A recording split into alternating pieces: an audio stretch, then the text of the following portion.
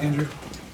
Coach, the guys, we talked to Armando, RJ, Paxson, and Harrison. They all said that they sensed the team wasn't ready even yesterday, and that the practice wasn't very good yesterday. They didn't think the shoot around was sharp, and they felt it during warm-ups today. When did you get a sense that maybe they didn't have the right kind of juice? I didn't particularly enjoy or like, our practices leading up to the game tonight, and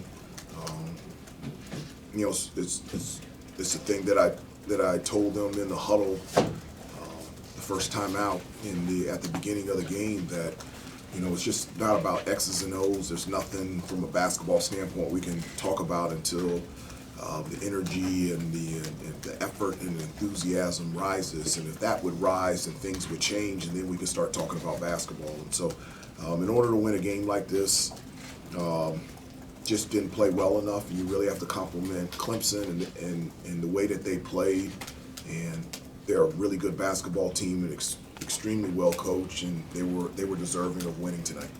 Hubert, kind of going off of that, I guess when you do notice the team, coming out flat, things like that, how do you kind of get them to quote unquote snap out of it, kind of get back? I checked them in practice. I checked them both practices and shoot around today. The importance of attention to detail.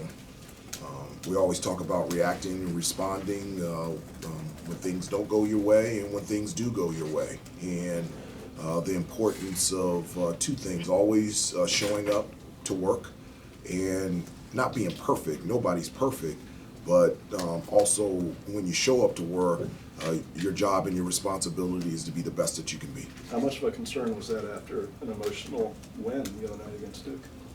Well, again, it's how you react and how you respond, and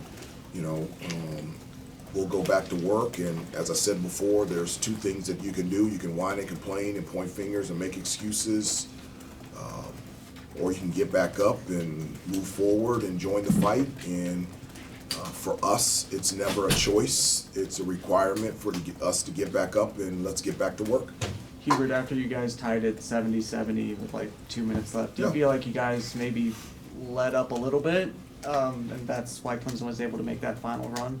I don't think we let up. I just think, down the stretch, that's when the discipline and details have to be even tighter. You have to execute on the offensive end. I think we had the ball 70 all, and we turned the ball over.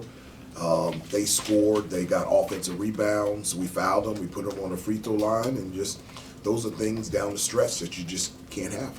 Hubert, that might have been the quickest timeout we've seen you call before there at the start of the game. Like when it was 15-2, what were you trying to get across to your guys when you called the timeout? Well, I really didn't want to call a timeout there. I don't know what else.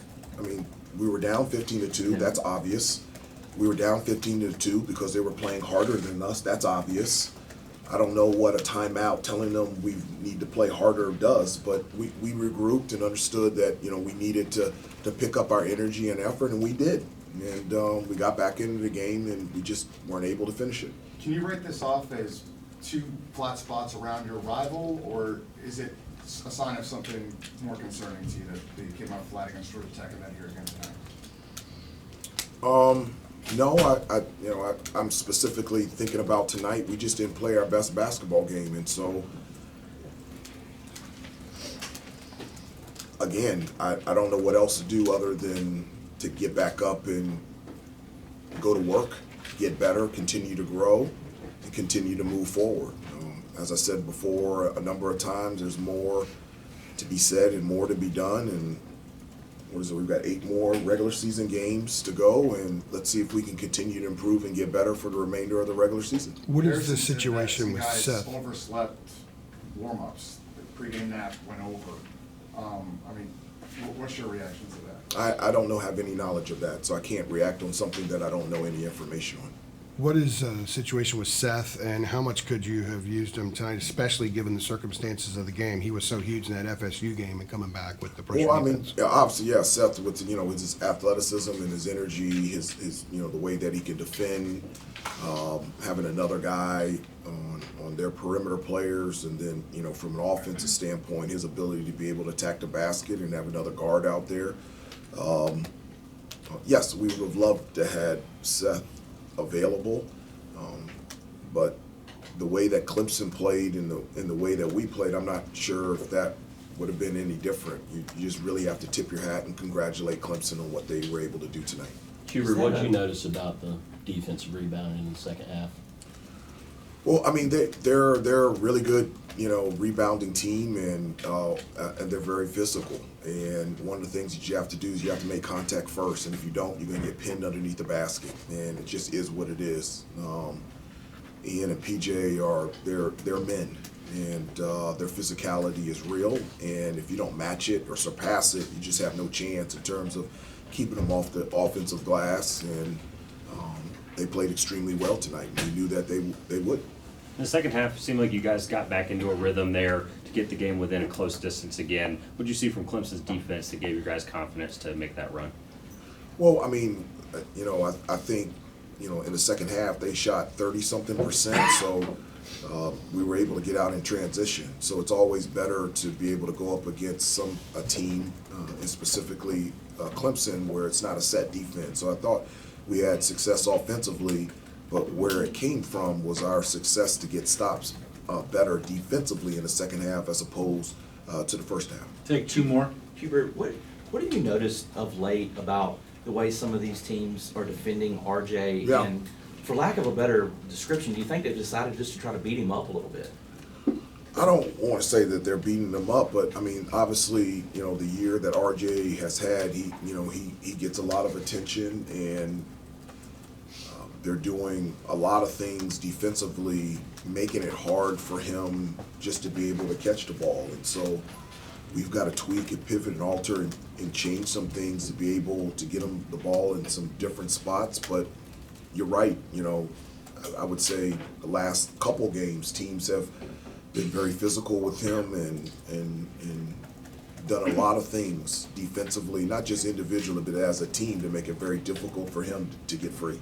Armando said that leading into this game, you tried to warn them that this type of game could happen. What was your message to the team leading into today, coming off of the robbery win against Duke? Well, we were able to be successful on Saturday, and we had a game here on Tuesday. I just, just a game in a regular season, and we needed to move forward and continue to grow and continue to get better, and that was my message. It doesn't matter whom we play. There is a schedule out there, and we have 8 more games left, and the teams that we have to play, those are the teams that we have to prepare for and play against. And it falls in line with all the things that I say about keeping your eyes straight ahead and ignore the sideshow distractions and focus on what is real, and what is real is our improvement and how we grow as a team. Thank you, Coach. Thanks, everybody. Thanks.